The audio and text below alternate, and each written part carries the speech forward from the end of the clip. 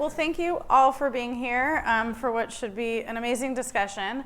And I think instead of reading your bios, I'm going to kind of throw out a question after I introduce you guys by name and let you talk a little bit about why you're doing the work you're doing. Sitting next to me is Stanford professor Larry Diamond. Thank you for being here, Larry.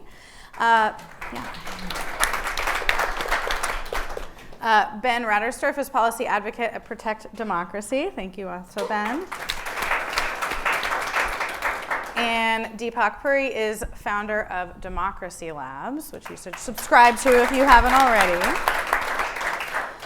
And I'll let them each tell you a little bit about what you do and why you're here. But I think, sort of framing it within, maybe starting with you, Deepak, like, why are you doing democracy work? What is it? What are you doing and why are you doing it? What brought you to this work? Thanks for having me. So I'm an engineer. I grew up in India and I watched JFK's videos about, and I was inspired to come to America. And, I was very lucky. I worked in Silicon Valley. I worked at Oracle, Netscape, VMware. We did fine. My wife and I live in San Francisco. We love what we do. Then 2016 happens. Until that point, I was not involved in politics. I said, has nothing to do with me. They're all crooks. Nothing I can do makes a difference. That was my outlook. But then someone comes along and says, hey, these immigrants are bad. We're not going to do this. This is blah, blah, blah, blah, blah, blah. And then you suddenly wake up and you say, this is not right. And so at that time, my wife and I had the inspiration that, all right, we need to do something about this. And so we created a small non-for-profit called Democracy Labs.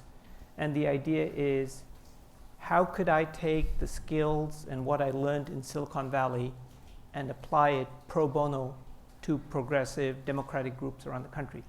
So that's what I've been doing for the last 7 years. And for those of you in Silicon Valley, I don't miss my time in the Valley anymore. I love what I do, and that's why I'm here. Thank you, Deepak. Ben, tell us a little bit about your work. Yeah, so I started my career actually in foreign policy. And for any of you who've worked in an international context, you know that there's a whole ecosystem of pro-democracy groups around the world, many of which are even funded by governments, right? The idea of promoting democracy, not as an ideological goal, but as a systemic goal, as a sort of thing that allows everyone to prosper, is something we're very familiar with talking about in other people's countries. And that I thought that was going to be my career too, until all of a sudden the sort of democratic backsliding that I had been thinking about in countries like Venezuela or Peru happened here. And I felt like I woke up one day and all of a sudden the authoritarian playbook that I had seen used with such ruthless efficacy against other democracies was suddenly being employed against my own. So now I have come home. I work for a group called Protect Democracy. We are the country's, by my count, it's not official, don't tell anyone, but I think we are the country's largest nonpartisan, cross-ideological, anti-authoritarianism, pro-democracy group. So we're about 125 people in 26 states, and we do whatever can be done to prevent our democracy from declining into a more authoritarian form of government.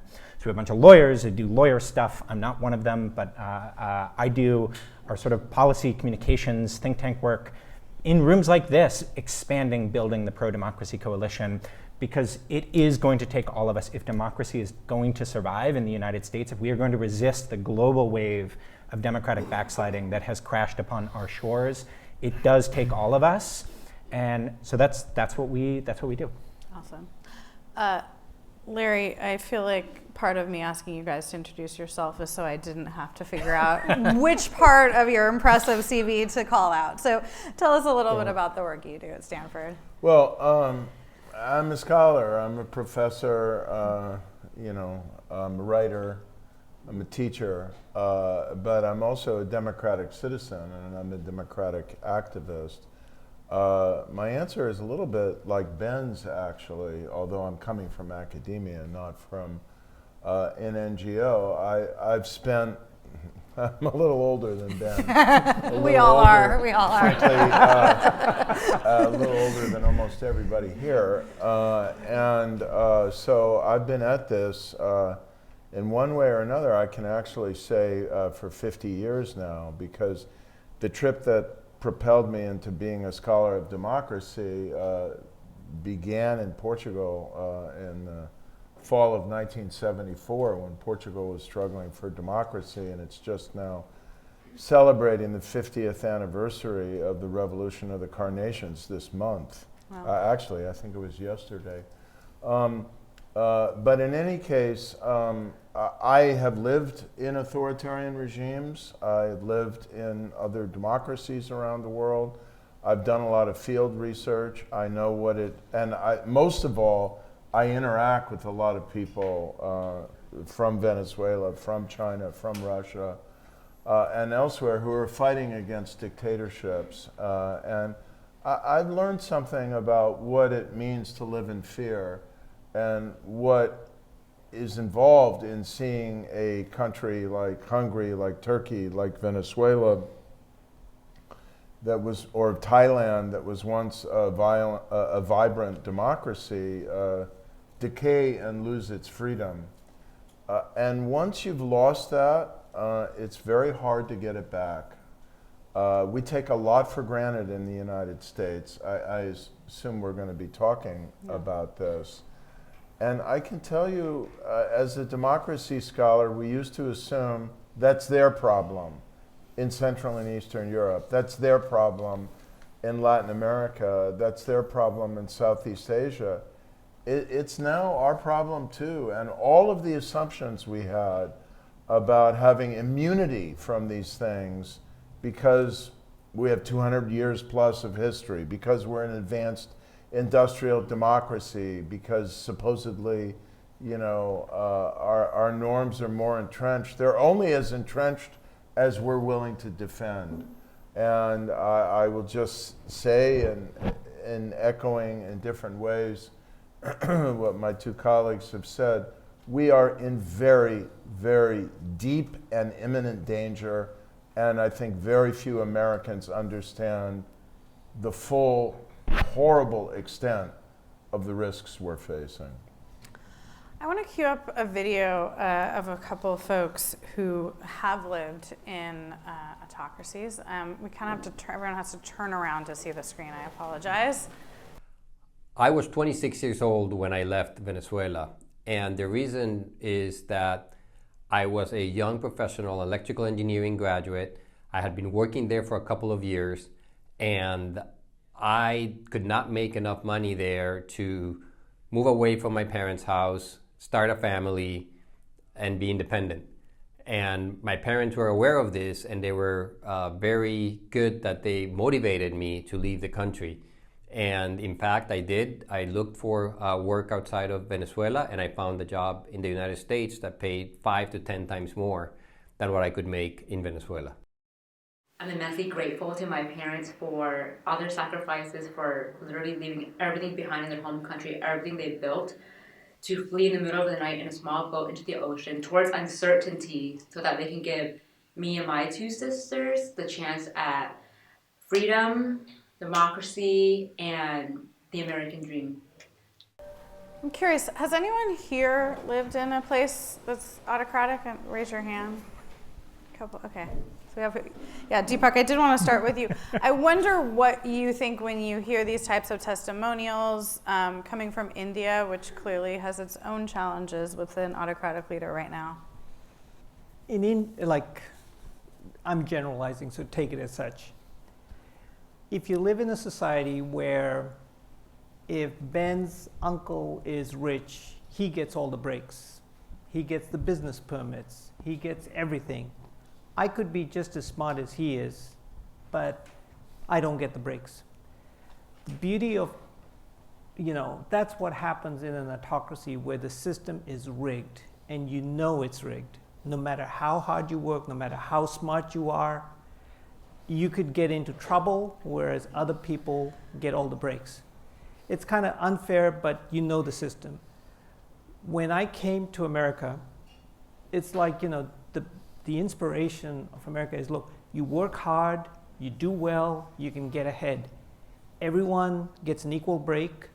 There's a rule of law. Everyone respects the law. People are treated equally. And you watch the news, and I didn't watch, but Walter Cronkite, you get some fair, factual representation. So it's a level playing field, you get ahead. In an autocratic system, that's not the way it is. And so that's how I would say we're gradually sliding in that direction. Yeah. Ben, I wonder, I mean, Deepak kind of points out that like in some of these places, if you already have wealth and power, you get to keep that. What would be the case to people who have wealth and power to not, because, I mean, I think we can all sort of appreciate on its face like, oh, well, we all get an equal chance, but if it's not impacting you personally, I think it can be harder to see. Yeah, and I think that the key thing to understand, I think that's right. The only edit I'd make there is that wealth is not necessarily an insulator. And something we see in a lot of autocratizing countries is actually the business community tends to be one of the first ones targeted, right? Like they are a source of independent influence and power.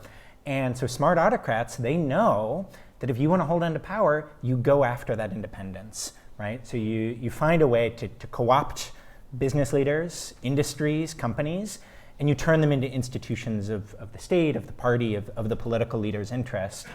And not only does that obviously do very bad things for innovation and competition, and for those who work in tech companies, I'm sure you have many people who work with you or for you. There's a reason they work for you and your company, and not for a similar startup in Iran or China or Russia. Right? It's because that innovation doesn't work in an autocratic system. And I think there can be a real assumption that power and privilege protects, right? That those who have power do well in autocratic systems, and the truth is that's not actually true. Those who are aligned with the leader do well in autocratic systems, but those with power and influence who don't want to be aligned with the leader, those are actually the first people to face the consequences. Yeah. Larry, you've laid out in great depth, people can read it online, but I would like you to give us a shorter version here, the playbook for autocrats. And some of it actually sounds pretty familiar. So I was wondering if you could kind of talk about what it is that you've outlined and where you think we are in this moment in the US. Well, Ben began to describe it. The independent business community is one of the early targets. But it works like this. An illiberal authoritarian populist who wants to be a strongman ruler, occasionally you'll get a woman involved here, as in Bangladesh, but almost always it's men, decides that the way to come to power is to divide the people. And he rules or tries to conquer power by fear, division, manipulation, and the force of personality. And part of the way he divides people is to point to vulnerable minorities and say they're a threat to, in essence, it often works like this. He may not use exactly this words, but it's what he means, our racial purity. I'm not going to name names here, but often you'll see an authoritarian populist like this saying that the danger is from immigrants. And they're bringing rape, they're bringing crime, they're bringing murder, they're bringing drugs. Implicitly, they're impure, racially impure, and so on. Elsewhere in the world, by the way, one of the favorite targets is the LGBTQ community, but we'll come back to that maybe later. And so they divide the people, and then they have to plant doubt in the democratic process. So they trash the democratic process, confidence in the democratic process, so that either way they can claim victory. If they win, they've won. If they've lost, they were robbed of victory, and they also won. And that may justify extra legal, but morally in their calculus, justifiable means for doing so. And then if they come to power, it's game on. And the aspiration is to take every instrument of power, law enforcement, tax authorities in many of these countries are a favorite target. If you're a member of the business community and you're asking why you should care, it's because your wealth could be targeted if you don't play along. And if you own any kind of media enterprise, you either sing the praises of the authoritarian populist, or as has happened in Turkey, has happened in Venezuela, you will be stripped of your media assets, as is been happening in India. And so they have to kowtow. And then you go through the state apparatus, the civil service, and you purge the civil service to turn it into a slavish instrument of your political will. And the state security apparatus, federal law enforcement, the intelligence apparatus.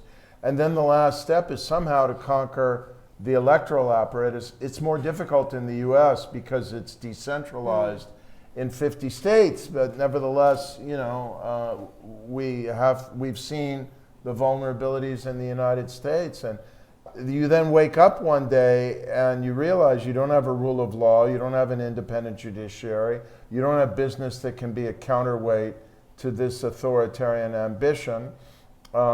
You don't have a professional civil service any longer. What you have is a bunch of political retainers, and you don't have freedom. And if you don't care about having the right to choose and replace your leaders in free and fair elections, at least care about having freedom, because freedom will not survive without democracy. I mean, Ben, jump in here. This is a nonpartisan event, but I think, you know, there is a presidential candidate who is laying out in clear daylight a lot of the steps that Larry just talked about. I'm just curious, like, there doesn't seem to be a level of necessarily concern from a big portion of our population. So how do you talk about this without alienating people? Yeah. And, you know, I think convincing people that there are things that, regardless of like your politics, that you need to be concerned about when it comes to systems. Yeah. I mean, I'm not gonna lie, it is really tough, right? We live in a very difficult moment for talking about threats to democracy, in part because there is this assumption that, you know, we've seen this show, we know how this goes, you know, for good or worse, how bad can it be? My sense is the best way to engage on democracy is first to really practice, you know, the autocrats, as Larry mentioned, they thrive by dividing people, but part of that is they make everything political, right? So everything is partisan, right? So it's, you know, if you're criticizing one candidate for violations of norms, that's just because you're a partisan hack and you hate them for every other reason. And I think oftentimes, because we are so entrenched in sort of a partisan binary in this country, and even those of us who are really part of the pro-democracy coalition, we're not very practiced at separating out genuine policy disagreements from the norms that keep our society democratic, right? So we can healthily disagree about things like tax policy or regulation or social issues. And so finding ways to make that really clear to people we're engaging with, right? The point is not that everything that, you know, authoritarian candidates talk about is equally bad, right? So that's one. Two, meeting people where they are, not being condescending about it, right? Not dismissing, you know, their sense of cynicism.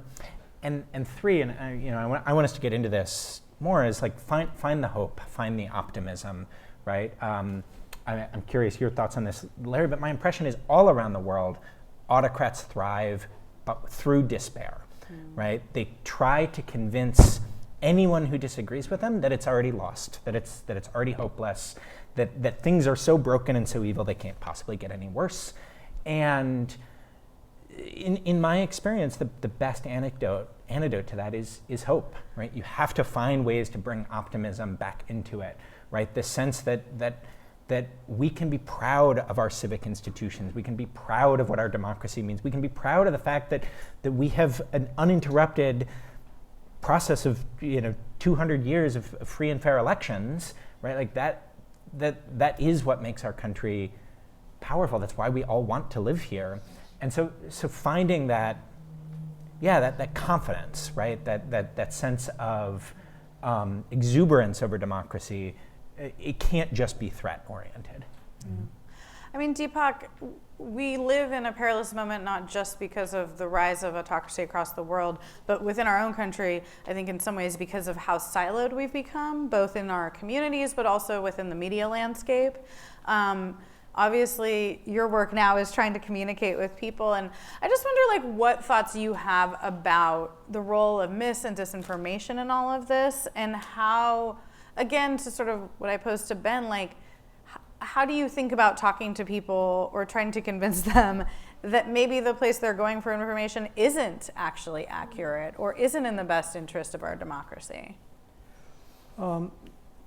I think a lot of the technology companies are complicit in this issue, without naming names. But the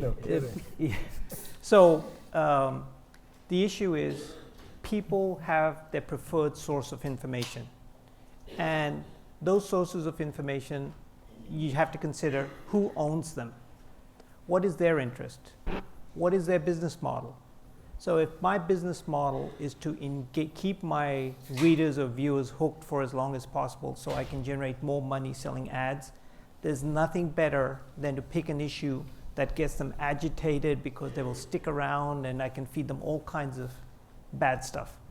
So in an environment where you have the media landscape with, for financial reasons, for who the owner is, a number of reasons, they have no interest in promoting democratic values. And a lot of people just, people have short attention spans, they're busy, they have the preferred channel. They will consume this information day in, day out, and then they're kind of like bought into this thing, oh my God, the country is getting run over by immigrants and blah, blah, blah, blah, blah. It's kind of like they're mental zombies. How do you reach someone? And I can't go to someone and say, look, what you're listening to is wrong. You have to listen to the facts. So that doesn't work. So one of the best ways to fight disinformation, and there's a bunch of great sources on this, is you have to kind of start small in the form of small antidotes or small vaccinations, like here's how you're going to get tricked. But one of the techniques that we've, Democracy Labs, we're a small, self-funded, non-for-profit. But the thing is, people are interested in issues that matter to them. Are you concerned that your daughter or your sister may not get access to abortion care when she needs it? Are you concerned about the water that you're drinking is not valid?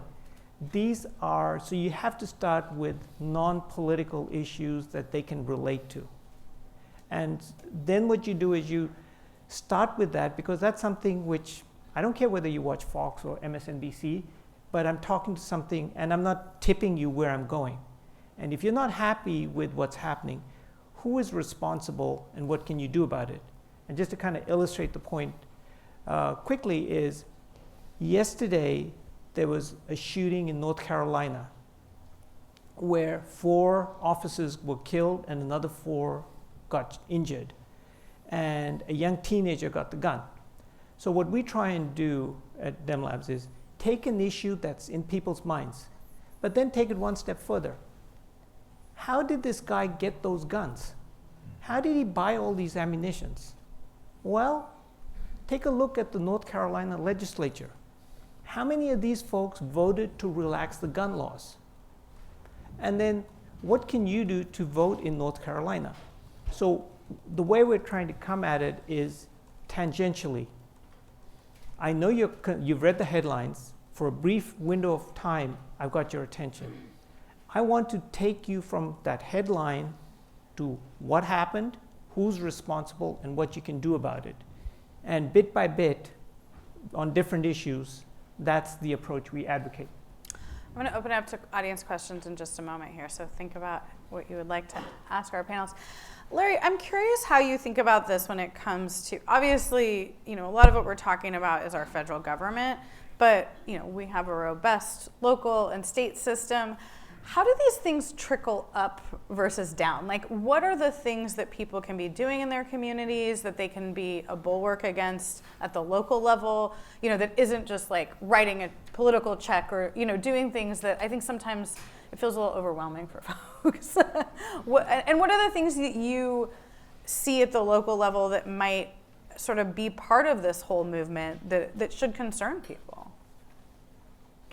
Well, first of all, we're facing an urgent imperative in the election this year. And to the extent that people feel democracy is on the ballot in particular elections or in the national election, they can be active in ways that go beyond just writing a check. Actually, there are a lot of organizations that enable people to write postcards to swing voters in key states. And I have a hypothesis that I can't prove, that when a swing voter gets a thoughtful handwritten postcard from a fellow American citizen somewhere, some of these elections are won by a few thousand votes. Yes. I actually think it's a pretty effective method, and I invite people to look for opportunities to do that. That's point number one. Point number two is that I really do believe that we have to be the change we want to see. And that involves how we live our lives and whether we're going to contribute to the epidemic of political polarization and dehumanization in this country, or whether we're going to try and transcend it. And we can transcend it by how we organize our lives and our interactions with people who we disagree with. We are working on this at Stanford University. Believe me, it's very difficult. But you have to work on it if you want to make progress. And I would say in your communities, in your social organizations, try to organize your life, your social interactions, your conversations in a way that bridge rather than reinforce divides. The third thing I will say is we are not going to escape the downward spiral of deathly, toxic, partisan political polarization in the United States unless we change our incentive structure. Protect Democracy has addressed this issue. Other democracy reform organizations are doing so. Experts and activists don't entirely agree on the solutions. But I will tell you candidly, as a political scientist, I came to this conclusion a long time ago. The worst political system for managing deeply divided, toxic partisan polarization is the electoral system we have today of partisan primary elections married to first past the post plurality elections to determine winners. I happen to be an advocate for ranked choice voting, which you have in San Francisco and in many other communities. To a lot of people's consternation. I want to get rid of partisan primaries throughout the United States of America. Top two that California adopted is not my favorite method because it doesn't allow enough choice in November. Protect Democracy has tried to urge people to consider the option of proportional representation. That's another option.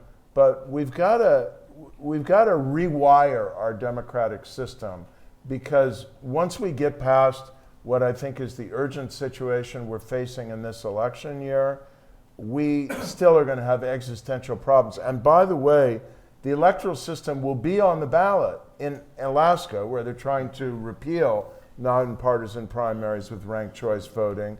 In Nevada, where top five voting with nonpartisan primaries and ranked choice voting was passed by the state in 2022. How many people here know this, that Nevada voted to amend its constitution in this way? But you have to do it 2 times in a row, so they're voting again this November, and in Oregon, which is going to vote on ranked choice voting. So if you want to take a breather from partisan elections and look at ballot initiatives, I've just given you 3 you can have a look at. And just to add to that, like I think of this issue as we are, to put it in terms that this room can understand, I think we're about 230 years of technical debt in terms of how we design our elections, right? So our electoral system was designed when they laid down the Constitution, and then we, by and large, have not, we've made, incremental changes, but we haven't really innovated in any substantial way since then. And every other democracy has gone much further than we do in terms of how they design their electoral systems. And the biggest challenge is we actually don't, we're short of that R&D, right? We have not done the place-by-place experimentation of what sort of electoral reforms actually start to decouple the really bad, pernicious polarization incentives that are tearing the country apart. So there are some really interesting, and I'm happy to talk to them. I know Larry is, I know Deepak is too. We'd be happy to talk to you about different initiatives that are happening in different places to test different ideas, to test reforms, to innovate, to do that thing that Americans are usually so good at doing, but that we are not so good at applying to our elections. So, I even see, I know Kaladin Myers, who's the head of a group called ProRep California, which is looking to try to bring proportional representation even just to the state legislature.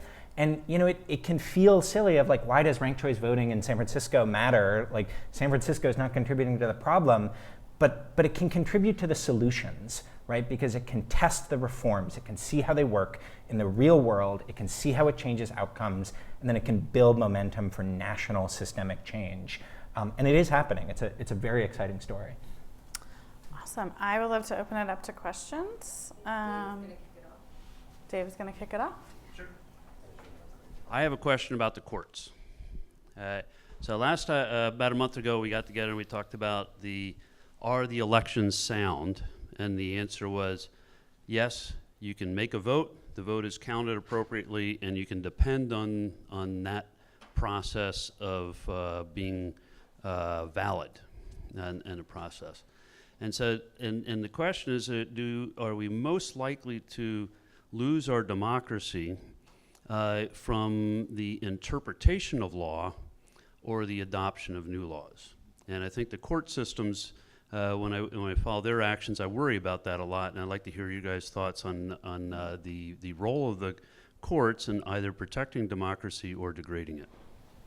I'll start. I mean, the courts saved American democracy in 2020.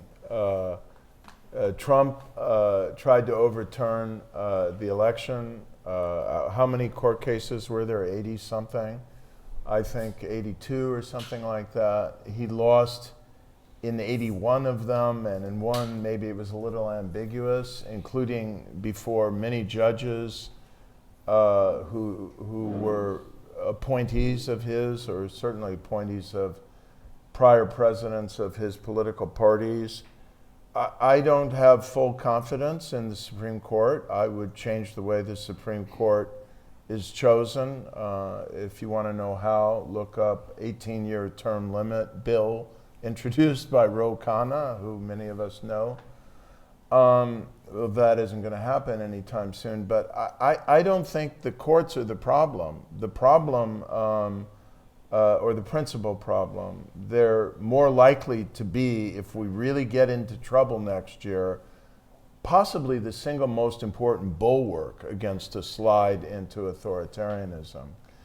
But I think the principal agent of authoritarian innovation and imposition in the United States, if it comes to this, will be what it has been in Hungary and Venezuela, in Turkey and in India right now under Narendra Modi, and that is the elected head of government. I would say the courts have a very pernicious role to play, and I'll kind of give you 3 specific examples. In Texas, the courts have ruled that a shooting ID is a legitimate form of voter ID, but a student admission or college ID card is not valid. In Georgia, they have a rule, they passed a law which says, look, the lines are long, people have to wait for hours, but if you go give a bottle of water to someone waiting in line, you could be prosecuted for a crime. Influencing the election. Influencing the election. So you have to be aware, and just to kind of round it out, like, these people are very, very creative lawyers. In Alabama, they passed a law that if a nursing home resident gets help in filling out a ballot, that's improper and that vote won't be counted. So there's no shortage of creative legal maneuvers to restrict voting. And I think to the degree that people can recognize this shenanigans and call it out and take countermeasures, I think is valuable. So I wouldn't entirely trust, I hate to say it, all the courts, because some of them have their own agendas. Sorry to say. Ben, you want to add anything? Just quick addition. I mean, it is true that I like to think of it as, institutions. There are no institutions, only people. This is true for courts. They're people too. They can fail us. And I do think we see a mixed bag, right? So obviously some scary news or potential news at the Supreme Court last week, but there's also a lot of good things happening through the courts. We've had a lot of success, including litigation on behalf of Capitol Police officers and poll workers who were defamed in the 2020 election. The courts can deliver justice. They can protect democracy, but they are people. It's not guaranteed. But the one thing I do think it is really important to always stress, though, is even when the rule of law fails us, there's not an alternative, right? You cannot defeat an extra legal threat through extra legal means, right? Like we have no choice but to believe in the rule of law and to do everything we can to defend it and work with it and work through it. Thanks, guys. Back here. Hello. I've got a quick question about the electoral system. I am not a political scientist, I'm an engineer. When I learned about it long ago, it made a lot of theoretical sense. I used to believe in it. I don't believe in it now because it seems like it's been hijacked in some way. I don't completely understand it. And I guess I'd like to ask the question of all the panelists, what went wrong with the electoral system? How did it go from what was theoretically a great system where electors were supposed to prevent bad actors from becoming president, and what can we do about it? Let's talk about the electoral college system specifically, They're really, you can break your question into two parts, the presidential elections and the electoral college, and what I was talking about before. The electoral college was, in my view, never perfect, right? Twice before, I believe, obviously in the year 2000, we had a president elected who didn't win a majority of the popular vote. The Florida scandal would not have been an issue if we went by the popular vote, right? We almost had a breakdown of American democracy in 1876 over the electoral college dispute then. So it's not like this is new. The irony is that when the framers of the Constitution designed the electoral college, there were multiple motives, and balancing state interests was one of them. But another, if you read the Federalist Papers and what Alexander Hamilton wrote, was they wanted indirect democracy because they feared that a direct democracy would lead to the election of a demagogue. And so one of the justifications that Alexander Hamilton offered for the Electoral College is that it would be a filter against someone who would deal in what he called the little arts of popularity. Well, I'm sorry, the Electoral College, many people think, gave us someone who had little more to offer except the little arts of popularity.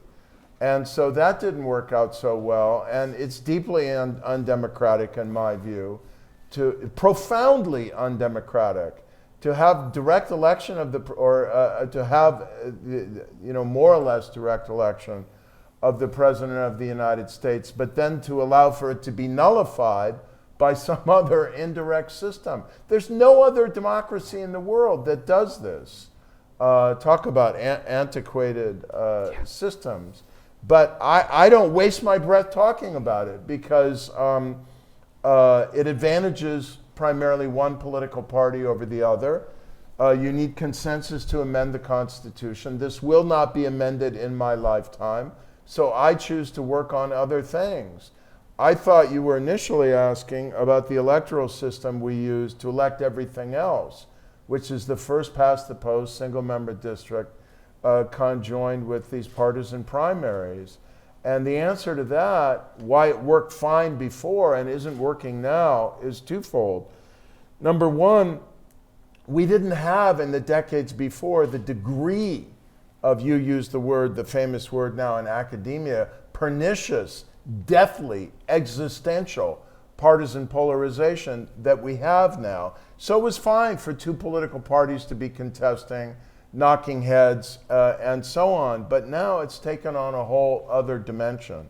But the single biggest thing that I think we must end as soon as possible is the ability of someone to win a party nomination or to, if they're an incumbent, be denied renomination by 7 or 8% of the electorate. Because only 20-25% of the electorate votes in primaries. If 14 or 15% is for the dominant party, then it takes 8% of the electorate to win that primary. And if you want to know, if you read the new edition of the May edition of the Atlantic, and all these Republican senators, starting with Rob Portman, who lost their courage, look at the electoral system. And it's not the only thing. They didn't want to lose their country club memberships and so on and so forth. But beyond that, they didn't, in many cases, they don't want to lose renomination. They fear being primaried. You know who voted to convict Donald Trump in the Senate in January of 2021? Lisa Murkowski. You know why she was able to do that? Because Alaska has nonpartisan primaries and ranked choice voting, and she had done it before too, to convict him, and she knew that she couldn't be primaried. We've got to change the political incentives here. What worked before doesn't work now, and you're an engineer. You should love this, because it's all about engineering. Ben, do you want to jump I in mean, here? that's, yeah. I think it's extraordinarily well said. The one, I'm going to add two things, one on each half of the question. So on the Electoral College, you're right, it is a big problem. It is an enormously difficult problem to solve. It's, there are proposals to kind of try to work around it in an extra constitutional sense, but we don't have national elections in this country. We have 50 state-based election systems. The Electoral College is a hobbled together way to elect one person out of 50 elections. If you want to reform that, you have to change that. And personally, I don't see how we do that except through a constitutional amendment without making the system even more rickety, even more fragile. There's obviously disagreement about that. It's a big, hard problem. But on the electoral system question, and I think the irony of what went wrong is in many ways we democratized, right? American democracy that we often sort of idealize of past decades when it was much more bipartisan and problem-oriented and not polarized was in part because it was not very responsive, right? Most voters, they had about a 60-40 chance when they looked at their ballot of guessing whether the Republican or the Democrat was the more conservative option, right? There was so much ideological overlap between the parties that you didn't really have sort of meaningful ideological choices. And things like partisan primaries, things like better access from the media and the internet into how politics works, well, the disagreement basically seeped through, and our electoral politics got more democratic. in a way that really is harming our democracy. So my sense is the only way out, you can't go back to the sort of inside the beltway, insider-dominated, elite-driven, overlapping two-party system that we used to have. Like, the only way out is through, right? Like, we have to carry forward that legacy of democratization and work towards, in my view, a healthier multi-party pluralist system where you can have more dynamic, changing, shifting, fluid coalitions, and not this sort of the tribalism that our winner-take-all system in particular pretty much inevitably produces. But that's not just the electoral college system. Right. That's also the Senate. It's actually Yeah. it's I mean, it's the local same, elections, yeah. it's state legislatures, it's governors' races. I mean, every election that we vote in is a winner-take-all election. Yeah. Let me just try and answer the question. So I'm a fellow engineer, and till about 6 years ago, I didn't pay any attention to this, but I'm going to give you 3 specific reasons why it doesn't work. I kind of like studied where are the bugs? First thing is, and I'll give you a specific example. Consider Palo Alto and consider East Palo Alto. If I'm drawing the districts, I give 3 seats to Palo Alto and 1 seat to East Palo Alto. That's gerrymandering. Second thing I do is, and what the Supreme Court did, said, they got what's called Citizens United. Citizens United says anyone can donate any amount of money to their favorite political candidate. So the folks in Palo Alto, they're loading up, supporting whoever they want. The folks in East Palo Alto are also welcome to do it, but they obviously don't have as many resources. That was Citizens United. The third thing that we have to thank this Supreme Court for is what's called the Voting Rights Act. And the Voting Rights Act demanded everyone get an equal chance. But so now what I do is I say, well, in Palo Alto, I'll have 17 polling locations. But East Palo Alto gets 1, which is only open for 3 hours in the evening. Go ahead and vote. So the question is gerrymandering, the flow of money, and the Voting Rights Act being crippled. So then the question is, we have a little time between now and the election. And from a very practical perspective, what can we do together to make a difference? What I would propose to you is one of the biggest imbalances is the money and the ownership of media.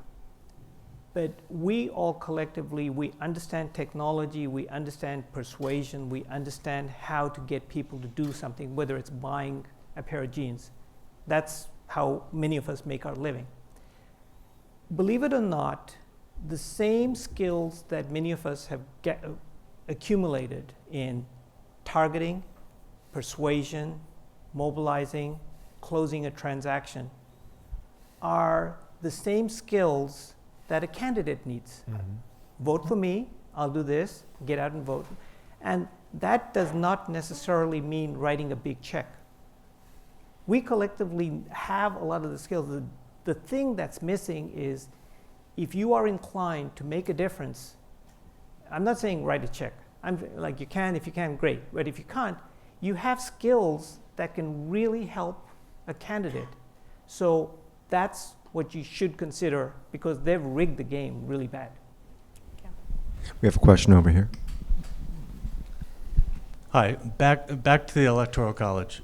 So I think that as much as I agree that it's probably not going to happen in our lifetime, that there's going to be a major change to it, I think it's helpful to look back to the founding fathers' ideas about, why do we need one, right? I think if we were to explain to any of our children or grandchildren why one man, one vote is not the case, it's a hard answer. And the answer then was, I think, simply illiteracy. That most people that lived here couldn't read or write. So it's difficult to say, yeah, well, your vote's the same as mine, but you're illiterate.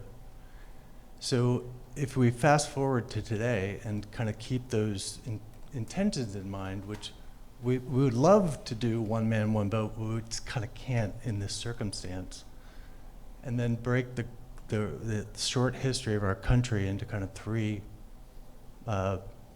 chapters, 13 colonies, mass media between sort of then and let's say 1980, and then the splintering of mass media afterwards. If we still keep those original intentions in mind, there's a lot that we can do today in this splintered media world to still bring a lot of intelligence and information to everyone who's reading everything wherever they're reading it about the veracity of the sources of that media, et cetera. So I'm not in the like, oh, just throw up the white flag because it's not going to happen in our lifetime. I think there's still a lot that we can do to forward those original intentions of one man, one vote that could move it in that direction. I'd just like to be clear. I said it wasn't going to happen in my lifetime. You might have a better shot. I 100% agree, and the point though that I think is, I want to make sure I'm coming across clearly. I think we can and we should be thinking about constitutional level change, and we should be advancing that conversation, knowing that it's a decades-long project. But there are also a lot of electoral reforms, the things that Larry talked about, some of the things that we work on, that can be done without changing the Constitution, right? That we can do purely through legislation alone, right? That the Constitution gives us tools to make those choices right now without changing it. So I think we need to do all the above. So to that point about legislative changes, after Watergate, there were tons of reforms that went through. We had, some interesting times over the past 5 years or so, and there haven't been commensurate reforms passed, even with, partially Republican Congress that would, seemingly love to curtail the power of the presidency when a Democrat is there, but also Democrats who might be afraid of other potential future presidents not working together to bolster the power of the first branch. So my question is, I know Protect Democracy has done a lot of work on Article 1, but we, last week had a coalition government in the House. So are you seeing any bright spots? And we talked about the courts. To the extent we do have an authoritarian populist come to power, what's your prognosis for Congress's ability to be a bulwark? I see a lot of bright spots and I see a lot of dark spots. I do think there is growing momentum towards real, meaningful reforms in Congress on things like emergency powers and Congress's power of oversight and power of the purse. All these things that have just slowly eroded. They're not just Trump things. They're things that have eroded over decades, where we've sort of by default given more and more power to the presidency, largely at the expense of Congress. There are genuine bipartisan coalitions in Congress that are working towards that, and they're getting closer and closer. And I feel pretty optimistic about their ability to get things done, maybe not this year, but next year, depending on what happens. At the same time, I do really worry about Congress as a bulwark against an autocrat in the White House. We didn't see a lot of it meaningfully the first time around. I think there are reasons to be afraid that it could be even worse. So yeah, dark spots there. So I would put it in politically neutral fashion. The Congress will not be a bulwark against an autocrat in the White House if both houses of Congress are controlled by the same political party as the autocrat in the White House. And so if you are concerned to hedge your bets against the possibility that an autocrat might be elected to the White House, the logical thing to do is to work to ensure that one of the two houses, and I can tell you which one, because they're both going to change control, I think, to work that one of the two houses is not controlled by the possible authoritarian wielder of presidential power. All right, we have time for one more question, but I also, if folks would like to say their question and then either talk about it afterward or try to corner one of the panelists, that we could do that too. Good evening. You touched on earlier the low voter rate. Not many people vote, and it forces campaigns to make interesting choices about what's good for the people and what's good for a majority of people that vote. So I'm curious where each of you stand on, should voting be mandatory in America like it is in some other countries around the world? Thank you. So we have a deliberative democracy lab at Stanford University. We do deliberative polls where we poll people on issues, in the case I'm about to talk about all these issues of democratic reform. Ranked choice voting, proportional representation, Supreme Court reform, campaign finance, electoral college. We did everything in June of last year.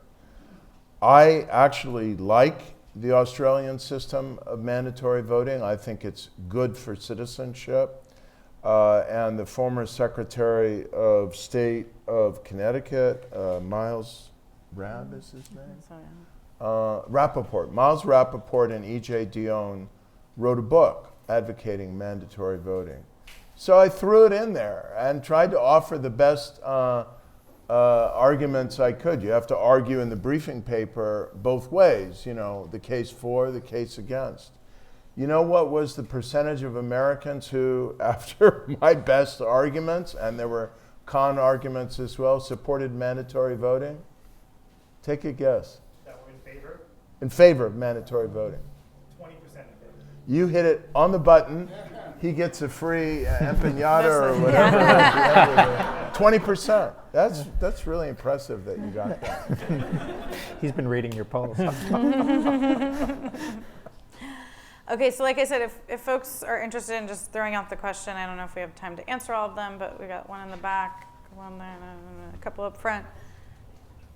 I know we've beat the Electoral College to death, but one thing, you know, you do have the states, the small states got 2 extra votes, they're senators, so that's part of the reason you had the Electoral College. And I think part of the problem with the Electoral College today is it's just totally gamed. You know, all you care about are 7 states. So, I mean, my thought is, why don't we go to proportional, have all the states go to proportional rather than winner takes all. And it would seem like if you had California, it's in the state's interest to do it because then you get ads and it's good. So why if you got California, you know, and California talk Texas and Florida, and you had the numbers balance out. I'll answer your question when we're done with the formal program. Thank you.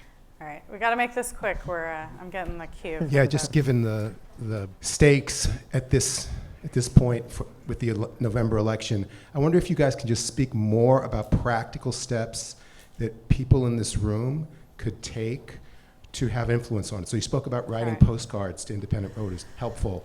What else can we do? I think I'm going to let you have the last word because that was my final question, and I also want to end on something hopeful here. So can we go down? And I think you guys will stick around for a few minutes, so for sure, corner them. But Deepak, what should people do, and what gives you hope? So something which Larry touched upon was there's a really good group called the Center for Common Ground. You can Google it. They have people write postcards, so you can volunteer with them. I think in practical terms, what I think is really important is you can write postcards, and I think there's all good stuff for it. You can canvass, you can go knock on doors. But I think to the extent that the people in this room have skills, whether it's producing content, technology, or so on, there's a huge need by these campaigns to get their message out and heard.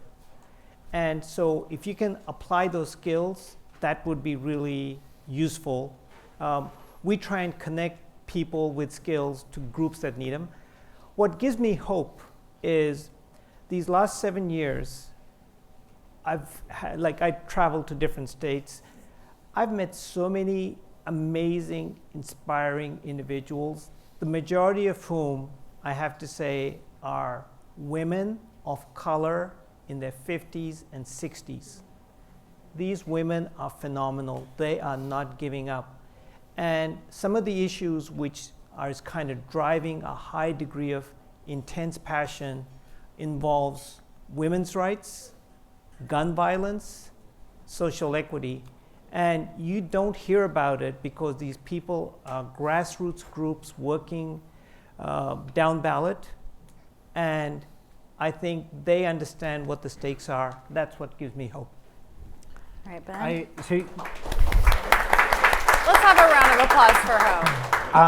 when people always ask me, what's the number one thing people can do? And my answer is always, it depends on who you are, right? The most important thing you can do is whatever the thing you are best prepared to do, right? So the Pro-Democracy Coalition, it is not like any other coalition. It is cross-ideological, it is diverse, it has to exist everywhere, it has to involve every institution. So if you run a company, right, it's giving your employees paid time off to vote or be poll workers or civic programs. If you are a donor, it's making sure that you are supporting pro-democracy causes and importantly, balancing your portfolio so you're not just supporting partisan interests, but also the nonpartisan sort of civic thread institutions that hold all this together. Even just you as a voter in your community, right, as a community leader, convene a reading group, convene a book club, right? Like there have been a million brilliant books written on democracy and authoritarianism. Larry has written like 7 of them. Like there are so many little things you can do. Get a Larry and book. There's not one thing. It takes a million things. Find as many of those different little things that you can do to advance the Pro-Democracy Coalition in every walk of your life. And that's the one thing you can do. All right, Larry, last word. There are 435 seats in the U.S. House of Representatives. That's an odd number. It's fully conceivable that the balance of power will be determined by 218 to 217. And if that's the case, it's fully conceivable that the race that decides who's going to control the House of Representatives is a 2.5-hour drive from here based in Stockton. Mm-hmm. Whichever political party you favor. You want to, if I were thinking I have time on election day, I voted absentee, I would decide which of the 2 parties I want to control the House of Representatives, and I would call the congressional campaign of that party and say, how can I volunteer to turn out the vote on election day in that district? Where it will make a difference? It will not make a difference in this district. And then what gives me hope is I've seen other countries sliding toward authoritarianism turn it back through the mass mobilization and civic engagement of people like yourselves. But it's much easier to do before the autocrat takes control of national government than after. All right. Thank you all. Okay.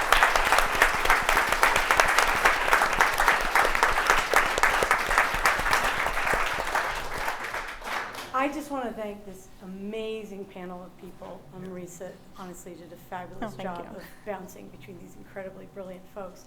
And all of you for being here. I have made a promise before. I will help you find that election that you want to canvass at, that state that you want to visit, that donation that you want to make.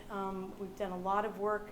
Danny, somewhere in the room, has done an amazing amount of work of finding great people to support. Send me an email. We'll send you an email after this if you guys want to continue to be involved. But we thank each and every one of you guys for everything that you brought. So.